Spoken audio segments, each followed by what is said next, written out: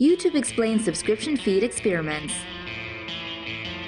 Last week, YouTuber Ethan Klein of channel H3H3 Productions blasted YouTube over an experiment the company is working on with the website's subscription feed. BT dubs, the subs feed, aka the subscription feed, is where users get the raw chronological content from channels they've subscribed to.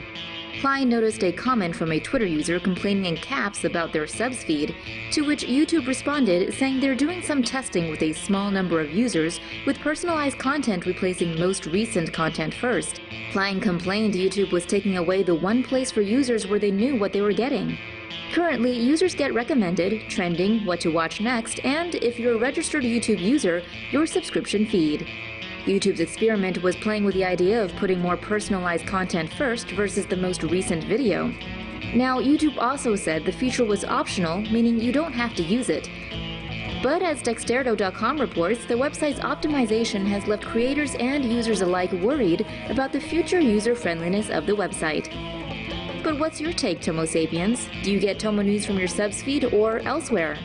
Drop us a comment below and let us know. Here's more on YouTube and its parent company, Google. Lawsuit claims Google employees block conservative staff members. Googlers detest working with white conservative dudes. That's according to the allegations made in a discrimination lawsuit filed by ex-Googlers James Damore and David Goodman. Both are white male conservatives. Damore wrote a 10-page internal memo titled Google's Ideological Echo Chamber with citations slamming the company's diversity policies. That triggered an internal debate within Google, and the memo somehow got leaked to the media. Damore was subsequently fired. Damore and Goodman's lawsuit, if true, details a company culture where employees can block and actively avoid working with staff over political leanings. It also claims Googlers created a blacklist of big conservative media dudes not allowed on Google property. Interestingly, the lawsuit also tells of two employees, one who identifies as a yellow-scaled wingless dragonkin, and the other as an expansive ornate building, doing presentations at Google.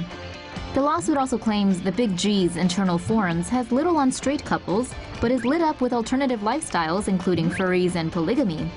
It's worth bearing in mind here that this is all coming from fired staff, and that Google, as massive as it is still a private company from San Francisco, California.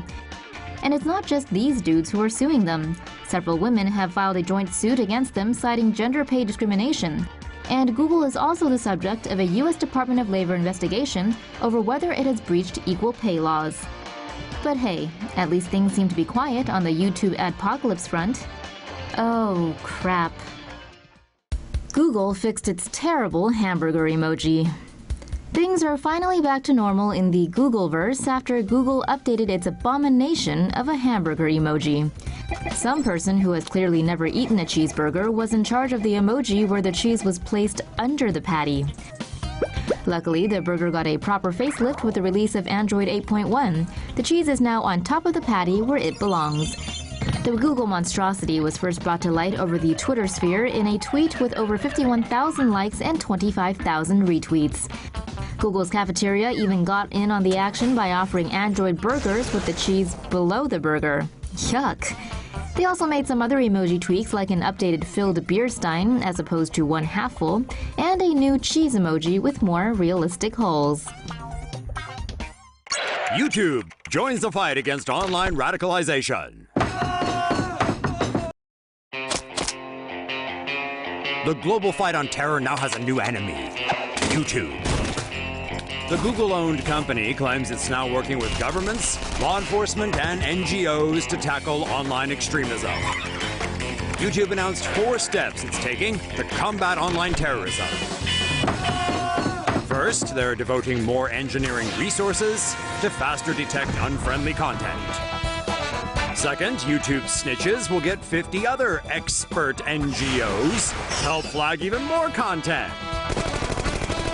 Google is going to take a tougher stance by demonetizing clips with inflammatory religious or supremacist content that do not clearly violate YouTube's policies.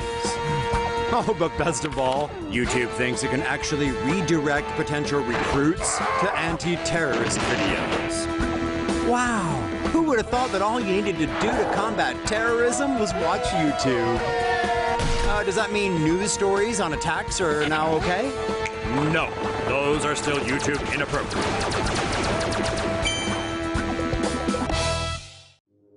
Hackers using YouTube ads to cryptojack. Are you a crypto miner? You might be without even knowing it. Hackers are using YouTube as a way to turn passive viewers into cryptocurrency miners. The issue was brought to light over social media with complaints that YouTube ads were raising red flags in antivirus software. A service called CoinHive was apparently taking over a viewer's CPU and using it to mine digital coins. Attackers used Google's DoubleClick ad software for traffic distribution. Japan, France, Taiwan, Italy, and Spain were affected by the malvertising campaign. Google confirmed that cryptojacking threat and eventually blocked the ads and removed the malicious actors from their platform. Google's new Silicon Valley campus. The Big G is aiming to build a Silicon Valley hive mind like no other.